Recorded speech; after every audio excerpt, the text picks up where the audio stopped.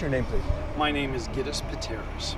Well, I'm an architect, and With a specialty in? well, we do commercial and residential work, and we tend to work throughout the entire Southern California area. You specialize in monuments? Not really. This was a special project that we took on for 9/11 in conjunction with a great number of people, and in conjunction with the Rotary Club of Beverly Hills. It's pretty prominent in Los Angeles, and in fact, this is the only ceremony open to the public here in Los Angeles on September 11th. But this Memorial Park, is it only open on this occasion?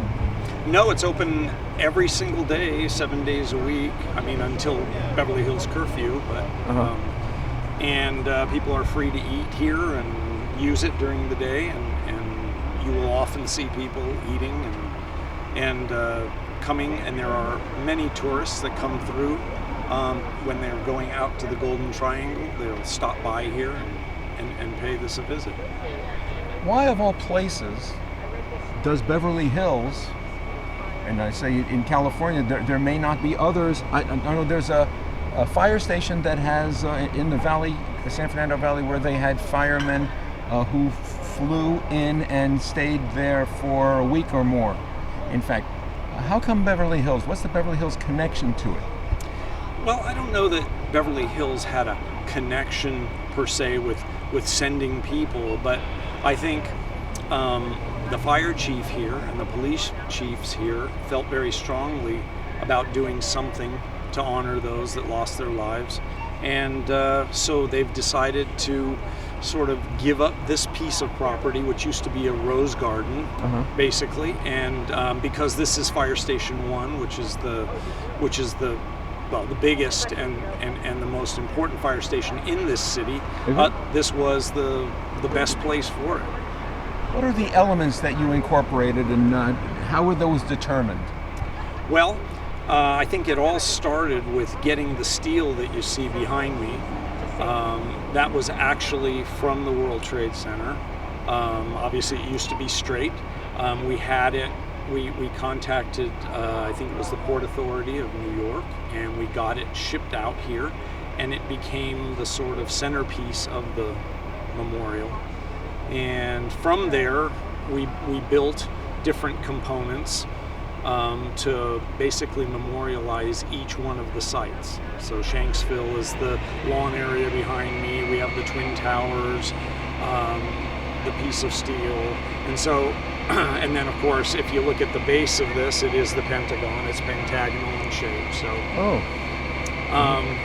so we tried to incorporate all of the sites basically, and all of the people. And then around the Pentagon, you have all the names of those that perished. So. What's the hope for preserving the memory of the event? Was that discussed ahead of time? Did you discuss with essentially the client, the city, to come up with what the objective,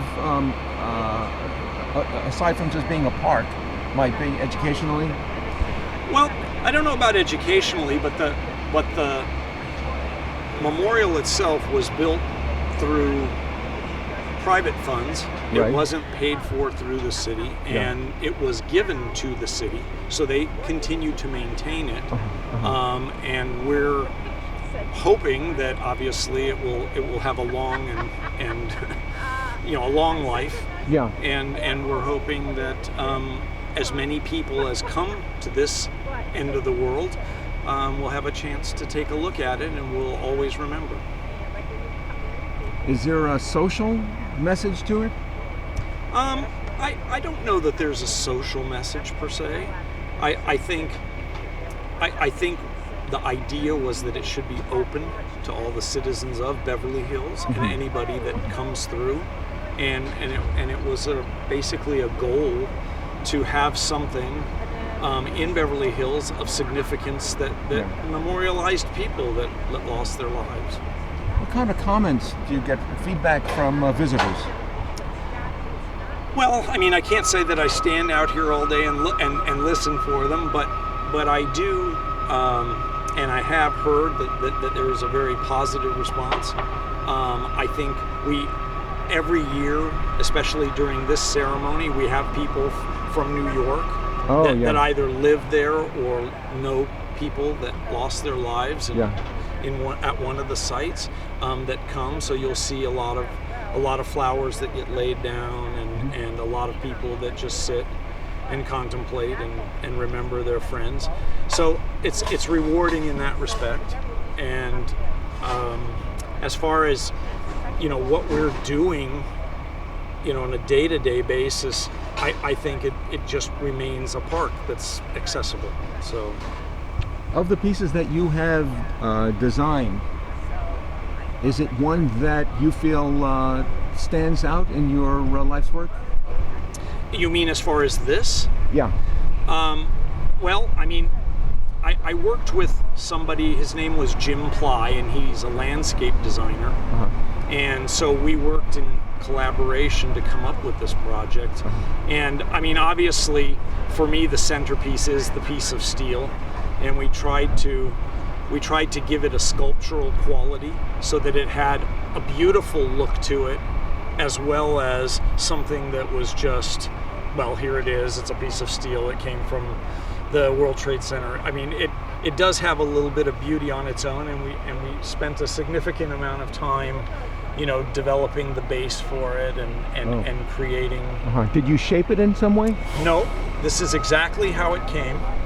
And the only thing that we do is every year we put preservative on it so that it doesn't deteriorate any further than it already had. But no, it's just like you see it. However, obviously it wasn't probably meant to be stood up vertically, but we felt it would make a nice centerpiece. But it didn't start off in this shape, obviously, at the beginning of the day. At the beginning of the day, it was straight. And it melted. It was actually, I mean, this is all the heat. You see the heat that basically collapsed it. So it's a combination of pressure and heat that shaped it, actually, to what you see today. Unbelievable. This is one of the projects that I very much enjoyed doing, actually, and it's a very rewarding thing.